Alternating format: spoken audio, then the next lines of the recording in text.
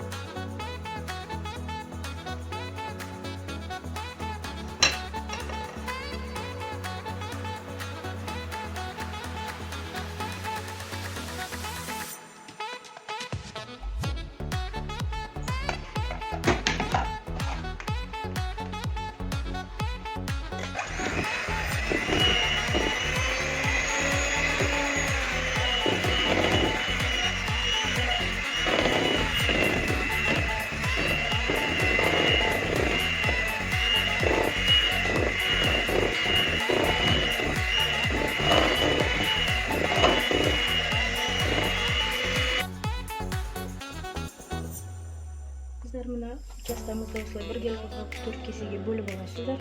Сонда формаларыңыз бір келка әдемі болып шығады.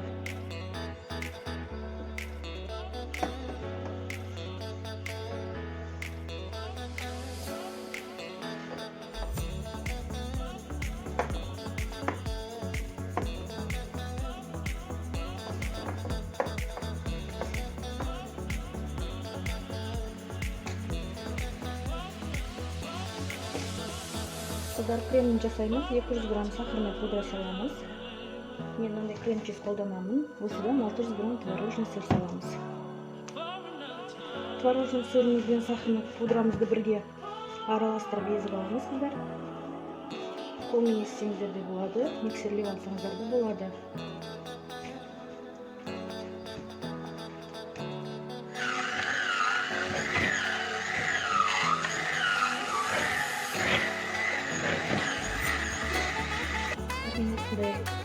Молочный гостиництен сливки қолданамын. Осыдан 400 грамм құйып аламыз.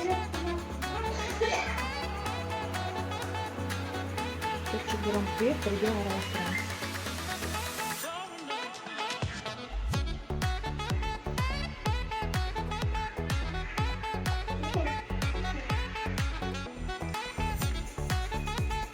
Мінекей бірге қоюланғанша осылай бір келкеге араластырып аламыз.